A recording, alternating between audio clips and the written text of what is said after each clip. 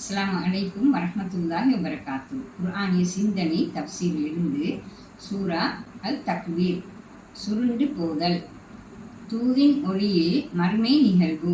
இது ஜுஸு அம்மாவின் மறுமை நாள் பற்றி பேசும் 4வது சூரா. மறுமை நாளை அது இன்னொரு கோணத்தில் இருந்து விளக்குகிறது. சூரா உலக அழிவையும் மஹ்ஷர் வெளியையும் பற்றிய செய்தியை மிகச்சிறிய வசனங்களில் ஆனால் விளக்கமாகவும் தெளிவாகவும் தருகிறது. இவ்வாறு மறுமை நாள் நிகழ்வுகளை கண்முன்னே கொண்டு வந்து நிறுத்தும் சூரா அடுத்து தூதின் நம்பகத்தன்மையை உறுதிப்படுத்துகிறது.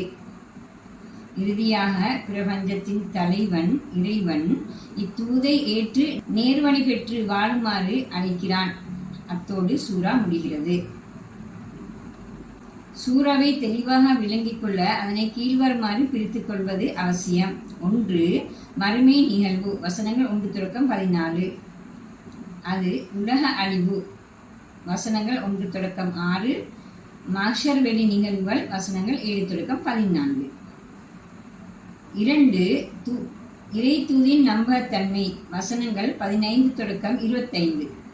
அது சத்தியங்கள், வசனங்கள் 15-19. தூதர், வசனங்கள் 20-25. 3. இறைவனின் அழைப்பு, வசனங்கள் 26-29. சூராவின் வசனங்களை விளங்கிக் கொள்ள சூரா பற்றி சில அறிமுக குறிப்புகளுக்கு வருதல் அவசியம். அறிமுக குறிப்புகள். இந்த அத்தியாயத்தை விளக்கமாக நோக்க முன்னால் அது பற்றியதோர் அறிமுகத்திற்கு வருதல் மிக பொருத்தமாக அமையும். கீழ்வரும் குறிப்புகளூடாக தர முடியும். பெயர்.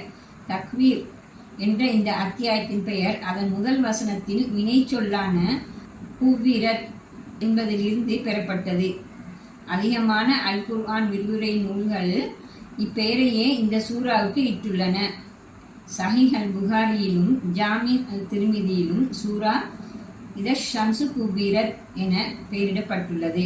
இறை தூதர் முஹம்மது ஸல்லல்லாஹு அலைஹி வஸல்லம் அவர்கள் இதற்கு ஒரு தெளிவான பெயரிட்டார்கள் என நிறுவப்படவில்லை. இறங்கிய காலம். இது மக்காவில் இறங்கிய அத்தியாயம் என்பது அல் குர்ஆன் விரிவுரை ஆசிரியர்களின் ஏகோபித்த முடிவாகும்.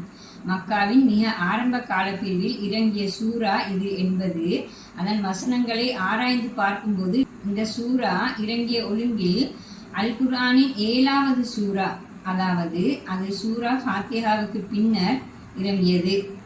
ஆனால் சூரா ஆலாவுக்கு முன்னர் இறங்கியது. இவ்வாறு சில அல் குர்ஆன் விரிவுரை ஆசிரியர்கள் வரையறுத்து கூறுகின்றனர். சிறப்புகள். இறை தூதர் முஹம்மது ஸல்லல்லாஹு அலைஹி வஸல்லம் அவர்கள் இந்த சூரா பற்றி இருவகையாக சிறப்பித்து சொல்லியுள்ளமையை அவதானிக்க முடிகிறது. கீழே அவ்விரண்டு ஹதீஸ்களையும் தருகிறோம். 1.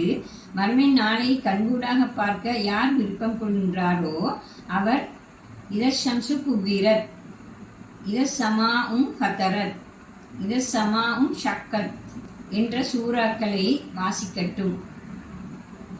ஆதாரம் முஸ்னத் அஹ்மத், சுனன் அல் திருமிதி. அறிவிப்பாளர் இப்னு உமர் ரலியல்லாஹு அன்ஹு.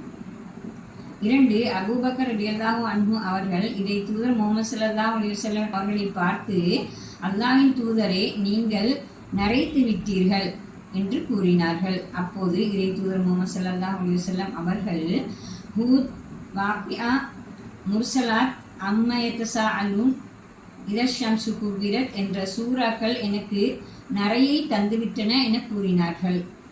ஆதாரம் சுனன் அல் திருமிதி. அறிவிப்பாளர் இப்னு அப்பாஸ் ரலியல்லாஹு அன்ஹு. இறை தூதர் முஹம்மது ஸல்லல்லாஹு அலைஹி வஸல்லம் அவர்கள் இங்கு இரு கருத்துக்களை விளக்குகிறார்கள்.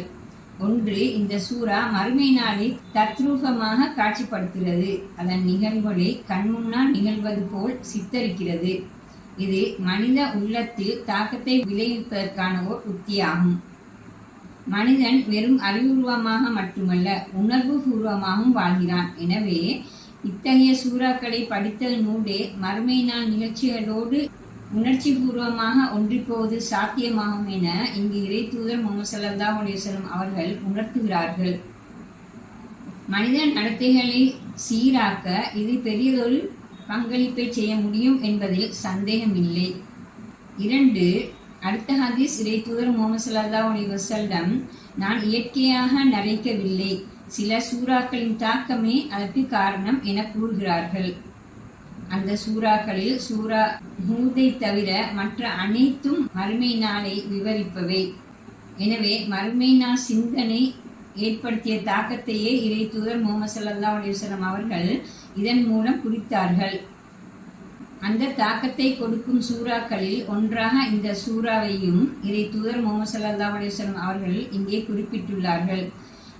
இதிலிருந்து ஒரு முஸ்லிமுக்கு அல் குர்ஆனோடு அறிவுபூர்வமானதும் உணர்ச்சி பூர்வமானதுமான உயிரோட்டமிக்க தொடர்பிருக்க வேண்டும் என புரிந்து கொள்ள முடிகிறது. இனி சூறாவை விளக்கமாக நோக்குவோம்.